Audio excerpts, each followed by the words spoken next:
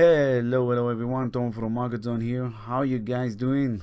This is a follow-up video to the newsletter that I published yesterday, the weekly market analysis, and you can find it at www.themarketzone.net. So if you haven't read it already, go check it out. And this is a follow-up video summarizing the first trading day of this trading week.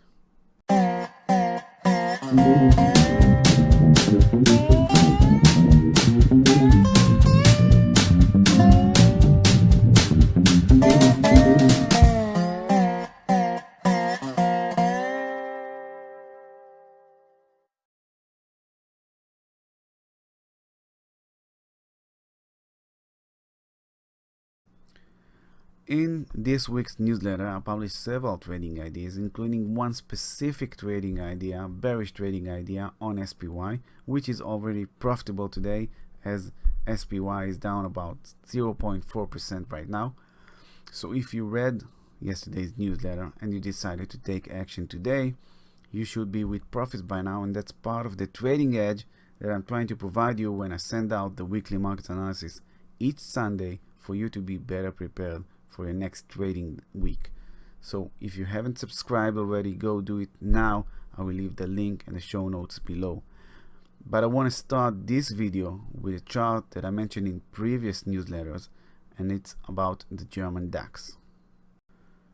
The German DAX opened the trading week in green today. It was up about 0.5% this morning, and it is down about 0.5% right now. If you recall, I mentioned that the German DAX price is inside the PRZ of a bearish bat pattern. That's the pattern that you see here in yellow.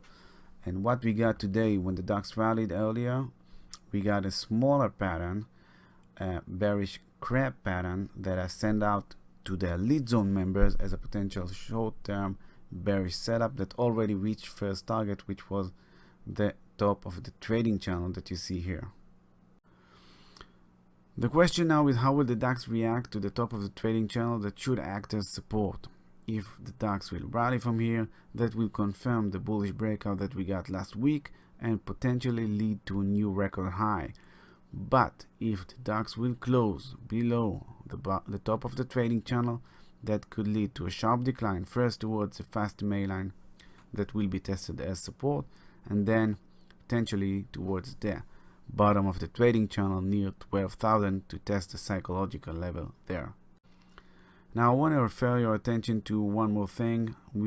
Today's price action has formed a potential outside bar. That's today's candle covering Friday's candle.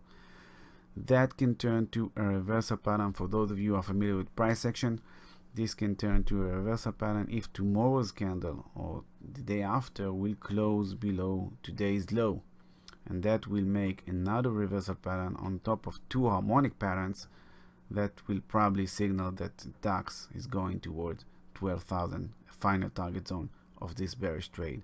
As long as it stays above the top of the trading channel, bullish scenarios are possible, but pay attention to the potential false break, outside bar, and harmonics that we have here for bearish setup towards 12,000. Moving on to SPY with a successful bearish setup that already reached first target zone, the 50 days MA line that acts as support. That's a support line that the bears will have to deal with if they intend to push SPY towards the final target zone of the bearish setup, which is 230, the completion of an AB equals CD pattern. Now, since it's just Monday with a low volume and all, as long as the price remains above the 50 days MA line, I keep my mind open for all kinds of scenarios. So if you are bullish, for example, you may want to play the 50 days as support line. It acted as support many times in the past. That's a classic buy the dip scenario that can drive SPY maybe to complete a new harmonic pattern. This is a godly, potential godly, that will complete near 238. And if you are bearish, all you can do right now is sit and wait. If you sold SPY at the sell zone today, you should probably take some profits out right now, protect the rest of the position and let it work. If you are still bullish, maybe you will find re-entry zones if SPY will create some short-term weak bullish pullbacks. or simply wait for the price to close below the 50 MA line, below this trend line, confirm the breakdown that will probably lead SPY towards the final target zone 230. That's what you can do if you are bearish. As for EURUSD, which is also covered in this week's newsletter, what we see today is support that EURUSD finds near 1.065. That's the top of this weekly structure zone that you see here. And on the other hand, you see that the 50 days MA line continues to act as support. Buyers can't break above it right now. I still think that we will see EURUSD declining towards the trend line to find stronger support zone near 1.06. That's the support zone that I mentioned in this week's newsletter. But if EURUSD will close above the 50 days MA line, if the buyers will be able to push it above the 50 days MA line, maybe it won't reach there. So pay attention to the 50 days MA line and the trend line 1.06. That's my focus zone for this week for EURUSD. Still not much to update, but I just want to show you what happened today. Pound USD, the cable is down today due to some bad economic numbers. It didn't reach the potential sell zone that I have between 1.255 and 1.26, or the potential buy zone that I have between 1.240 1.245.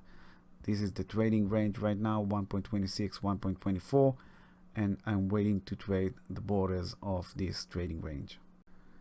If we will zoom into the hourly chart, we will see that the cable's decline started when it completed the bearish Gartley. That's the yellow pattern that you see here. This bearish Gartley sent pound USD below all of the 3 MA lines, which is a bearish sign. But we are near the top of the bottom of the trading range. Remember, 1.240, 1.245.